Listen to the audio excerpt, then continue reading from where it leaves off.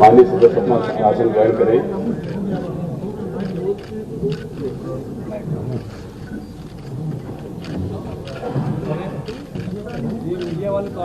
माननीय नेता सदन माननीय मुख्यमंत्री,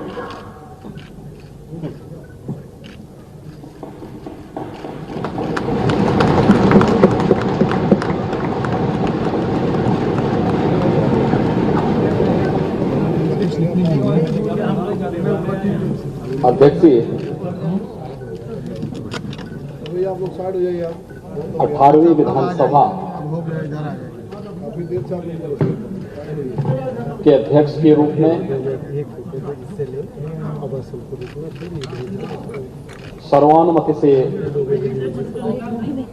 आपके चयन के लिए मैं पूरे सदन की ओर से आपका अभिनंदन करता हूं और आपको बधाई देता हूं।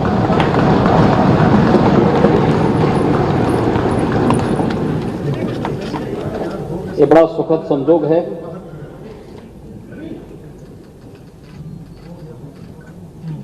कि आपसे पहले 17 महानुभावों ने इस पद को सुशोभित किया और आप 18वें अध्यक्ष के रूप में देश के सबसे बड़े राज्य के विधानसभा के अध्यक्ष के रूप में आज इस पद पर आसीन हुए हैं।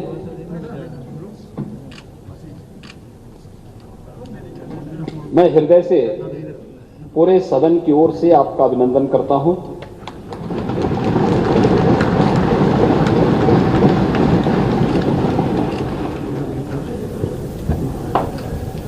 हमारे शास्त्र हमें एक बात के लिए प्रेरणा देते हैं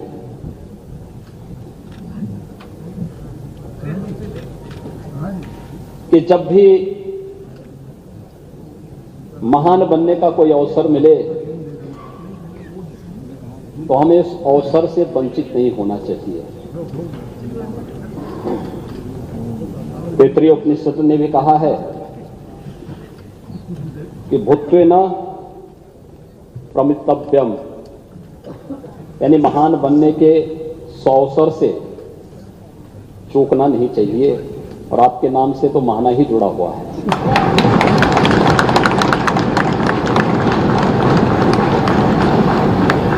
स्वाभाविक रूप से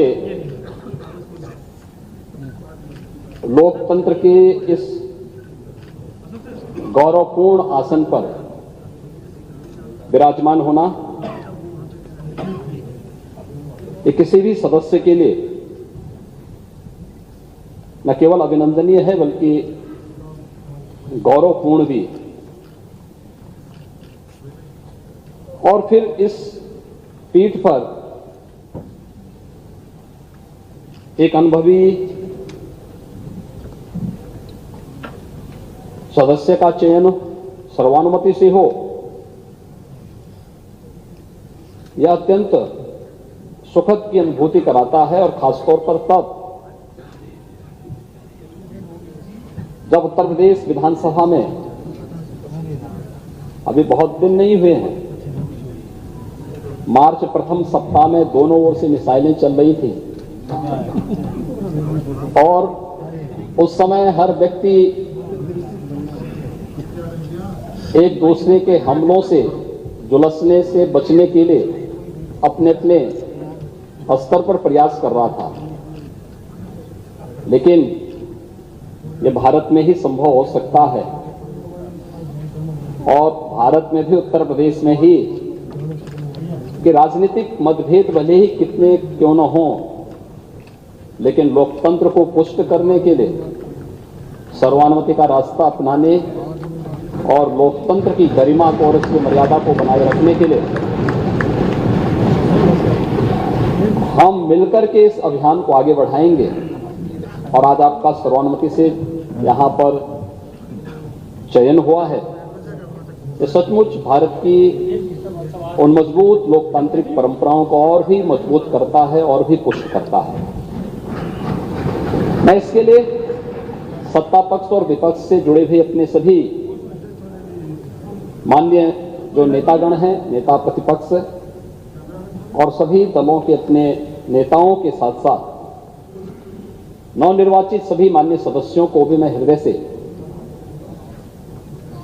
उनके चुनाव के लिए और आपके चुनाव के लिए भी मैं उन सब का हृदय से अभिनंदन भी करता हूं और धन्यवाद भी देता हूं।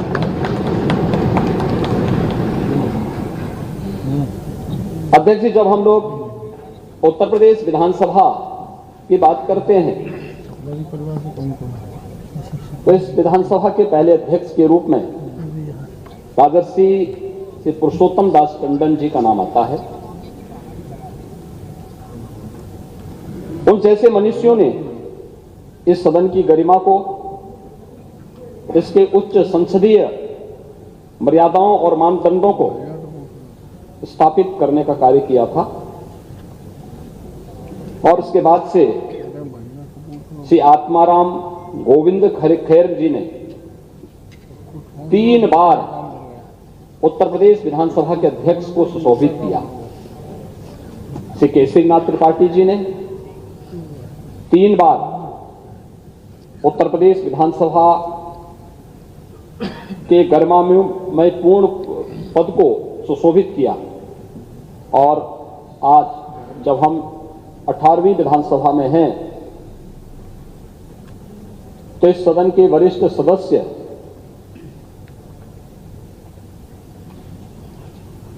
श्री माता प्रसाद पांडे जी ने भी 2 बार विधानसभा अध्यक्ष के पद को सुशोभित किया है। आज भी इस सदन के माननीय सदस्य चुने गए हैं।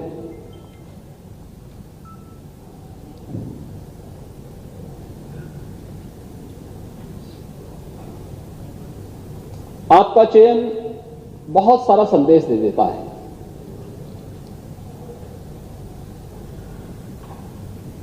ये संदेश अध्यक्ष पद जैसे गरिमामय पद के लिए तो है ही, हमारी लोकतांत्रिक परंपराओं को पुष्ट और मजबूत करने की दृष्टि से भी महत्वपूर्ण है और उससे भी महत्वपूर्ण कि लोकतंत्र के जो 2 पहिए हैं, एक सत्ता पक्ष है, एक विपक्ष है, दोनों मिलकर के उत्तर प्रदेश की 25 करोड़ जनता के सर्वांगीण विकास के कार्यों को भी एक नई ऊंचाई तक पहुंचा करके नए भारत का नया उत्तर प्रदेश बनाने में अपना योगदान दे सकते हैं। और यह संदेश उत्तर प्रदेश की कोटि कोटि जनमानस के बीच में एक बहुत सकारात्मक संदेश देता है। हमने अभी मार्च प्रथम सप्ताह तक चुनाव के दौरान देखा, एक दूसरे पर आरोप प्रत्यारोप, आक्षेप और बयानबाजियों का जो दौर चलता रहा, हर दल अपने अनुसार करता था। लेकिन एक चीज है जो हम देश के अंदर भी देखते हैं, उत्तर प्रदेश के अंदर भी देखते हैं, जनता कभी नकारात्मकता को स्वीकार नहीं करती, कभी नहीं। नकारात्मकता के लिए उसके हृदय में कोई स्थान है ही नहीं। जो सकारात्मक होगा, जो प्रगतिशील होगा, जो लोक कल्याण का कारक होगा, जनता उसी को अंगीकार करती है। जो नकारात्मक होगा, हमारे समाज ने, हमारे देश ने कभी भी नकारात्मकता को कभी भी कोई महत्व नहीं दिया। नकारात्मकता जीवन में कभी प्रगति नहीं कर सकती है। सकारात्मकता से ही हम न केवल प्रगति के मार्ग को आगे बढ़ा सकते हैं, बल्कि सकारात्मकता के भाव से ही लोक कल्याण का मार्ग भी प्रशस्त कर सकते हैं। और आज जब देश की अपेक्षाएं उत्तर प्रदेश जैसे राज्य से हो, हर एक क्षेत्र में हो, दुनिया जब अपने द्वंद्व में उलझी हुई हो, उन स्थितियों में भारत से जो अपेक्षाएं हैं,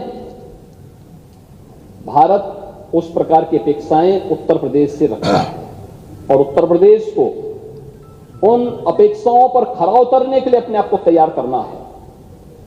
और लोकतांत्रिक व्यवस्था में जब सत्ता पक्ष और विपक्ष मिलकर के एक साथ मिलकर के इस अभियान का सहभागी बनता है तो एक और एक दो नहीं होता है, बल्कि वह मिलकर के 11 की ताकत बनकर के मजबूती के साथ लोकतंत्र की इस व्यवस्था को न केवल पुष्ट करता है बल्कि इसे और भी मजबूती के साथ आगे बढ़ाने का कार्य करता है,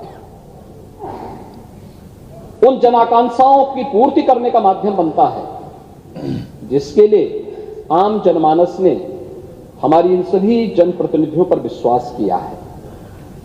ये सभी चुनाव जीत करके आए, जनता के सामने आम जनमानस ने इन पर विश्वास किया, आम जनमानस का इन पर एक नया विश्वास प्रकट हुआ है और उस विश्वास पर कहीं भी हमें कोई भी किसी भी प्रकार से उसे अविश्वास में नहीं बदलने देना है।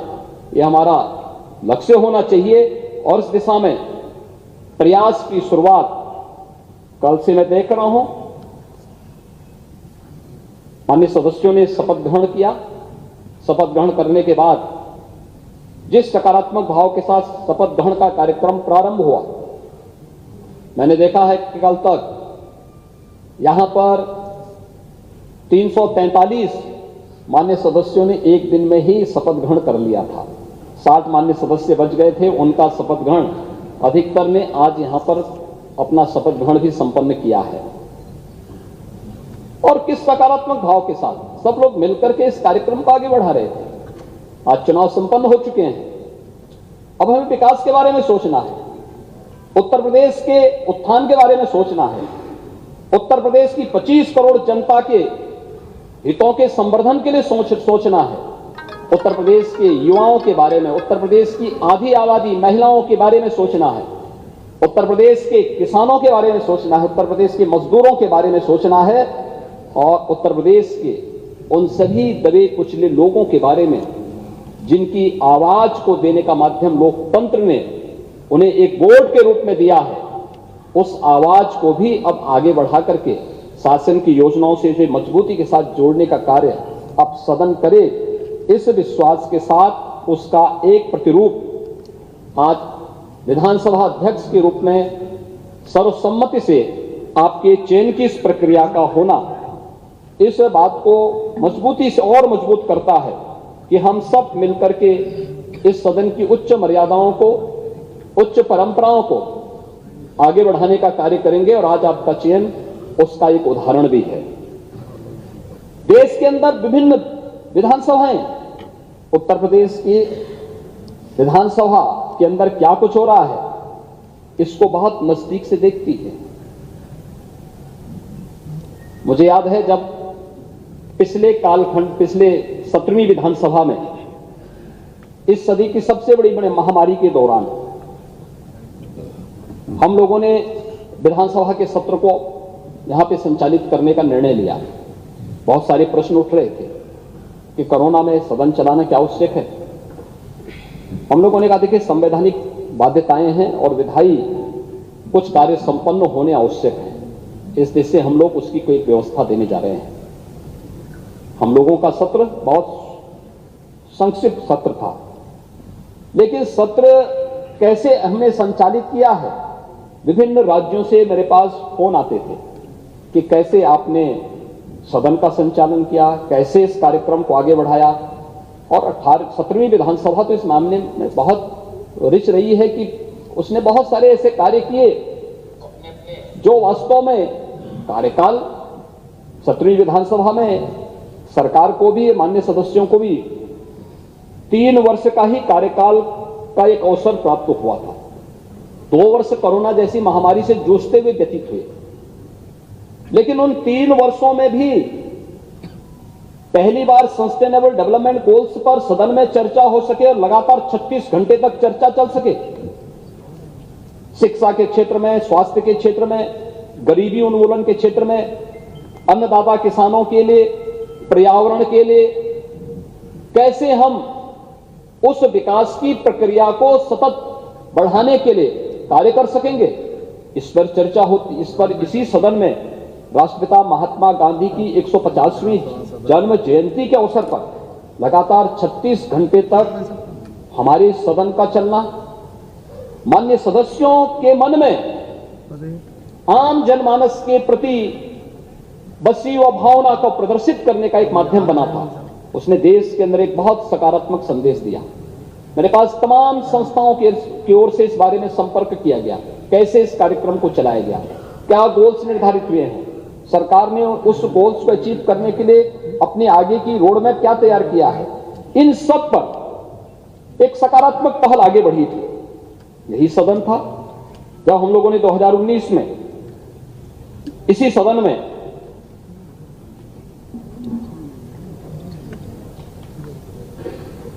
छब्बीस नवंबर 2019 को संविधान को अंगीकार करने के दिवस को, उसके 70वीं वर्षगांठ पर एक विशेष सत्र का आयोजन संविधान से संबंधित और बाबा साहब भीमराव अंबेडकर के प्रति श्रद्धा और सम्मान का भाव व्यक्त करते हुए इस अवसर पर एक विशेष सत्र हम लोगों ने आयोजित किया था। और तीसरा विशेष सत्र भी आयोजित हुआ था जब 31 दिसंबर 2019 को संविधान के 126वें संशोधन विधेयक के समर्थन के लिए हम लोगों ने एक विशेष सत्र यहां पर आयोजित किया था, जो अनुसूचित जाति जनजाति से संबंधित, उनके हितों से संबंधित एक विशेष सत्र आयोजित किया गया था। 2020 के प्रारंभ में 7वें राष्ट्रमंडल संसदीय संघ भारत परिक्षेत्र का एक ऐतिहासिक सम्मेलन भी यहां पर आयोजित हुआ था। श्री हृदय नारायण दीक्षित जी के मार्गदर्शन में, उनके नेतृत्व में 17वीं विधानसभा ने जिस गरिमामयी तरीके से सत्र के संचालन को उन्होंने अपनी विद्वता से, अपने सार्वजनिक जीवन के अनुभव से आगे बढ़ाने का कार्य किया था, अत्यंत अभिनंदनीय रहा। और उत्तर प्रदेश विधानसभा में जिन बातों पर चर्चा होती थी, जिन मुद्दों को यहां पर उठाया जाता था, उसकी गूंज देश के अंदर विभिन्न राज्यों के साथ ही प्रदेश के अंदर भी गांव और गलियों तक भी सुनने को, देखने को हम सबको मिलती थी कि आज उत्तर प्रदेश विधानसभा में जनता से जुड़े भी इस मुद्दे पर गंभीर चर्चा हुई है। आज उत्तर प्रदेश विधानसभा ने इस दिशा में एक नए प्रस्ताव को आगे बढ़ाया है। आज ये अलग अलग मुद्दों पर जनता के बीच में भी ये बातें सुनने को मिलती थी। वह एक बहुत सकारात्मक भाव होता है। मुझे लगता है कि जब जनता अपनी विधायी संस्था को एक विश्वास के रूप में देखती है, तो हम मान करके चलें कि लोकतंत्र के प्रति आम जनमानस के विश्वास को प्रकटीकरण करने का सबसे अच्छा माध्यम होता है।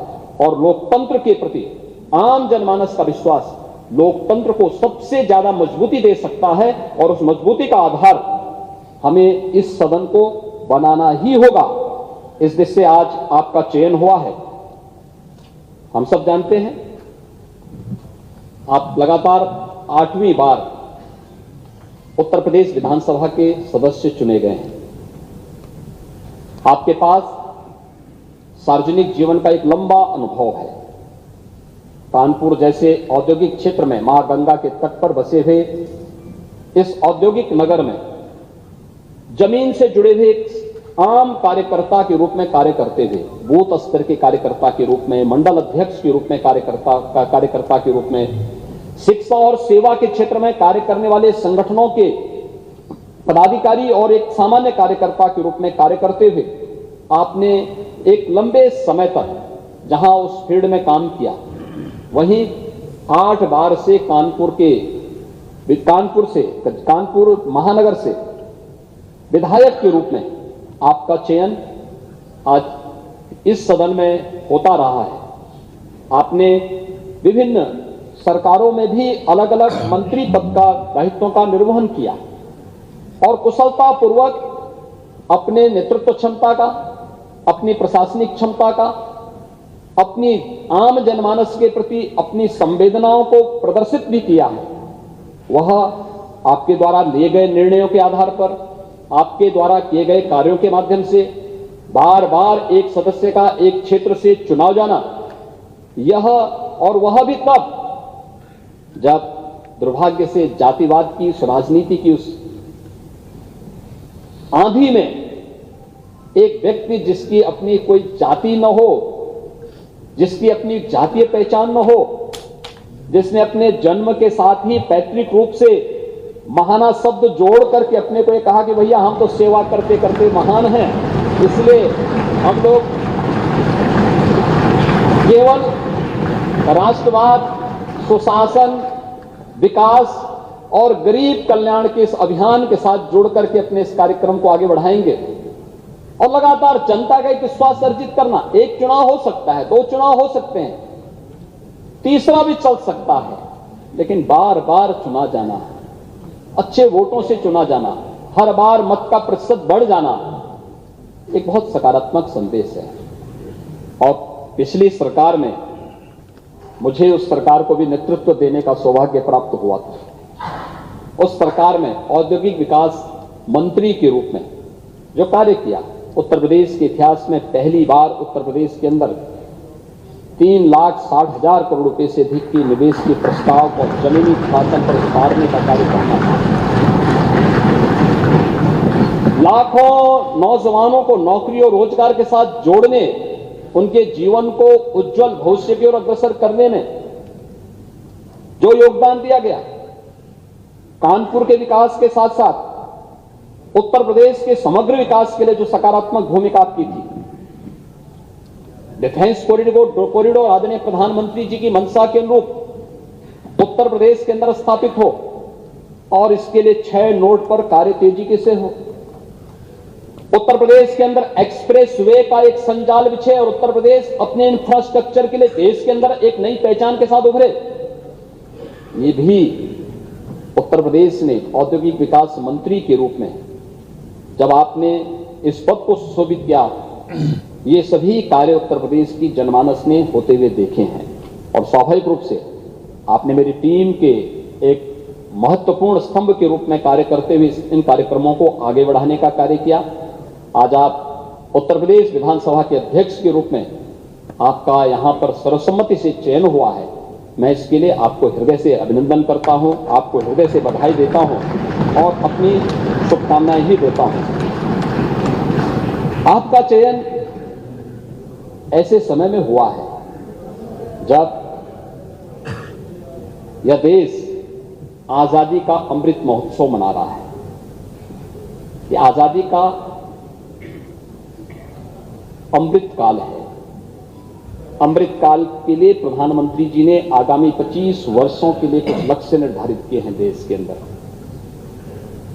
और देश के लिए जब कोई लक्ष्य निर्धारित हो तो देश की सबसे बड़ी आबादी के राज्य के लिए तो उन लक्ष्यों को प्राप्त करना और भी महत्वपूर्ण हो जाता है।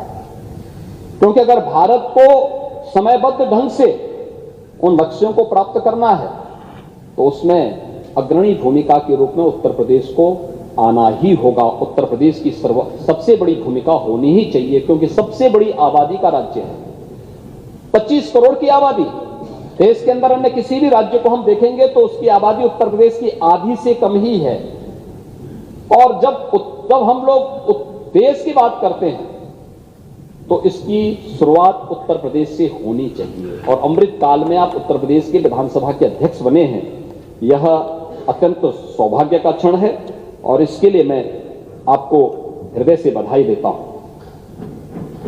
महोदय, मैं विश्वास व्यक्त करता हूं कि आपके नेतृत्व में उत्तर प्रदेश की हमारी 18वीं विधानसभा एक सुनिश्चित लक्ष्य को प्राप्त करने में सफल होगी। हम निरंतर उत्तर प्रदेश के विकास को आगे बढ़ाने में सफल होंगे। मैं अपने सभी नवनिर्वाचित माननीय सदस्यों को भी हृदय से उनके चयन के लिए, उनके निर्वाचन के लिए और उनके द्वारा शपथ ग्रहण किए जाने के लिए भी मैं हृदय से उनका अभिनंदन करता हूं, उन्हें बधाई देता हूं। 5 वर्ष का उनका जो कार्यकाल है, ये जन अपेक्षाओं पर खरा उतरने का एक उन्हें माध्यम मिला है। अगर शासन की योजनाओं को समयबद्ध ढंग से वे आम जनमानस तक पहुंचाने में सफल होंगे तो आपकी तरह वे भी बार बार चुने जाएंगे और इन्हीं में से कोई सदस्य एक दिन उस पद को सुशोभित करके फिर से अध्यक्ष पद को आगे बढ़ाने का कार्य करेगा। ये जानने का, सीखने का, क्योंकि सदन की परंपराएं तो हम लोग परंपरागत रूप से आगे बढ़ाते हैं। जो कुछ भी हम सीखते हैं, जानते हैं, संसदीय कार्यों के माध्यम से जो कुछ भी अनुभव हमारे सामने आता है, वही परंपराएं आगे बढ़ती हैं और सदन की परंपराएं इसी रूप में आगे बढ़ती रहेंगी। एक बार फिर से मैं आपको इस पद पर चयन के लिए हृदय से, अपनी ओर से, पूरे सदन की ओर से, पार्टी की ओर से हृदय से बधाई देता हूं, आपका अभिनंदन करता हूं और विश्वास व्यक्त करता हूं कि उत्तर प्रदेश विधानसभा अध्यक्ष के रूप में आप उत्तर प्रदेश के सदन की मर्यादा को, इसकी परंपरा को एक नई गरिमापूर्ण तरीके से आगे बढ़ाने का कार्य करेंगे और उत्तर प्रदेश विधानसभा 17वीं विधानसभा की तर्ज पर, यद्यपि तो विगत 2 वर्षों से हम लोग कोरोना जैसी महामारी से के प्रबंधन में ज्यादा समय हमें खर्च करना पड़ा, ज्यादा समय लगाना पड़ा, एक जगह एकजुट होकर के ज्यादा जमावड़ा नहीं होना है, यह जो भी प्रोटोकॉल थे उसका पालन करते हुए हम लोग अगले 2 वर्ष में कोई कार्य इस प्रकार से आगे नहीं बढ़ा पाए।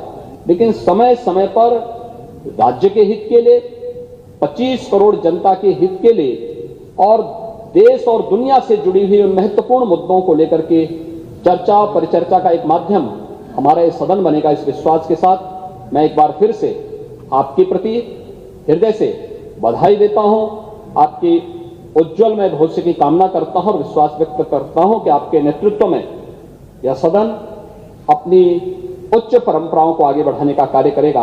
आपके प्रति मेरी पूरे सदन की मंगलमय शुभकामनाएं हैं। धन्यवाद। जय हिंद। माननीय नेता प्रतिपक्ष, नेता समाजवादी पार्टी आदरणीय अखिलेश यादव,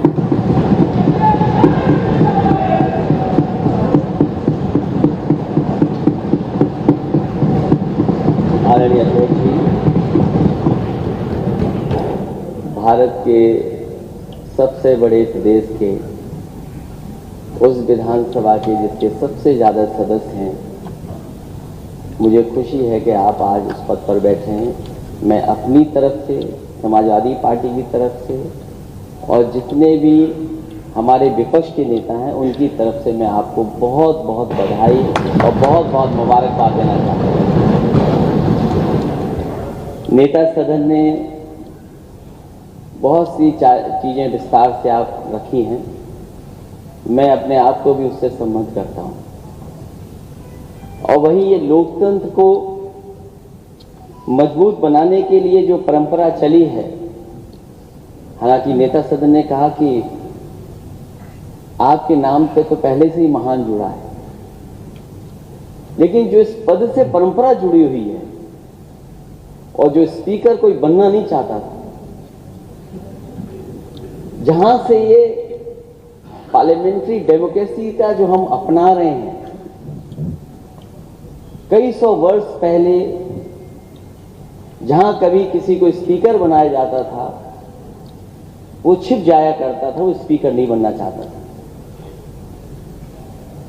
और इसी लोकतंत्र को बचाने के लिए न जाने कितने स्पीकर कुर्बान हुए होंगे। मुझे खुशी है कि आजाद देश में और आजाद भारत में आज आप स्पीकर बन रहे हैं।